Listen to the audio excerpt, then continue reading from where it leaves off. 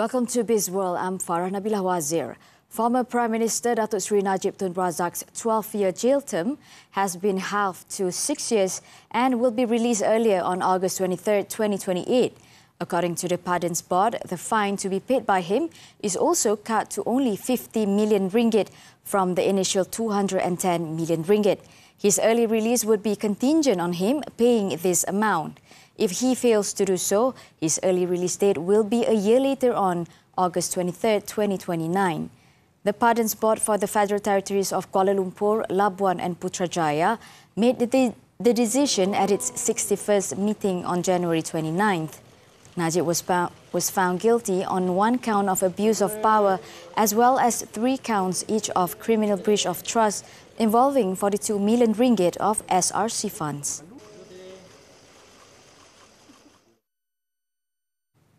Malaysia is projected to experience a positive turnaround in goods export with an anticipated growth of 5.2% this year from the negative 8% in 2023. MIDF research attributes this recovery to the global upswing in trade and production activities. It said optimism among manufacturers improved slightly from December 2023 as local producers continue to expect the demand to improve.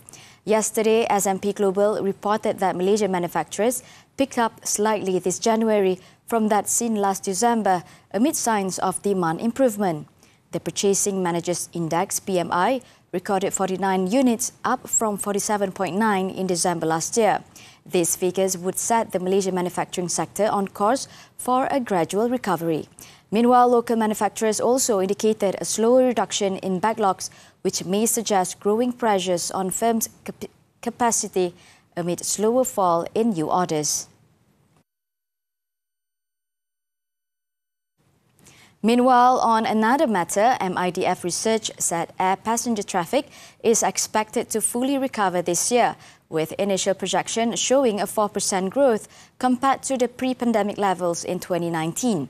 It said a key anticipated development is AirAsia's scheduled full fleet reactivation. The visa-free entry for Chinese and Indian passengers is expected to contribute to further recovery of the Northeast Asian region. The impact of the move is not yet significantly evident, possibly due to the gradual seat capacity growth adjusting to demand. However, the latest airline seat capacity filing for 2024 indicated a 13% increase year-on-year. Meanwhile, RHB research said MEFCOM expects passenger traffic to reach between 93.9 and 107.1 million passengers this year, signifying a full recovery.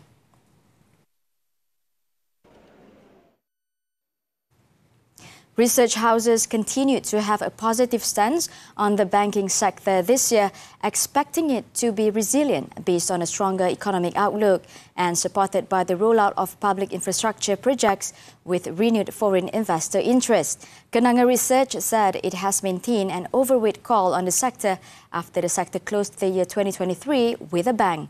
The research house noted that system loans increased by 5.3% last December, surpassing its 4 to 4.1% expectation thanks to a strong influx of working capital loans. Kenanga also expects the OPR to remain at a steady state of 3% until the year end, with any changes likely to downside bias concurrently with regional monetary policies.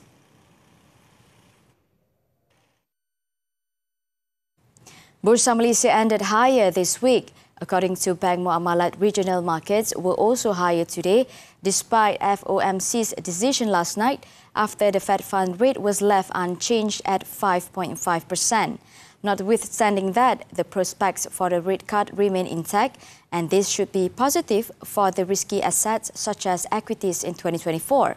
At 5 p.m., the FBMK LCI up 3.6 points to finish at 1,516.58.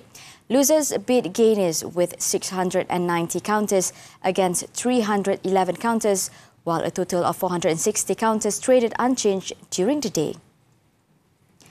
TSA Group made its debut on Bursa Malaysia's ACE market at 58 cents today, notching a premium of 3 cents over its IPO price of 55 cents. At the opening bell, the industrial hardware and metal products manufacturer Counter saw 10.9 million shares changing hands. The group aims to raise 42.53 million ringgit through its IPO exercise.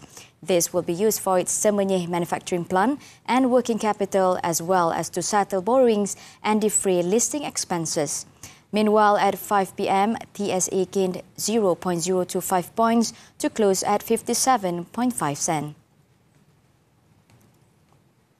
And that's all the time we have for Bizworld. I'm Farah, Nabilah, Wazer. Keep tuning in to TV3.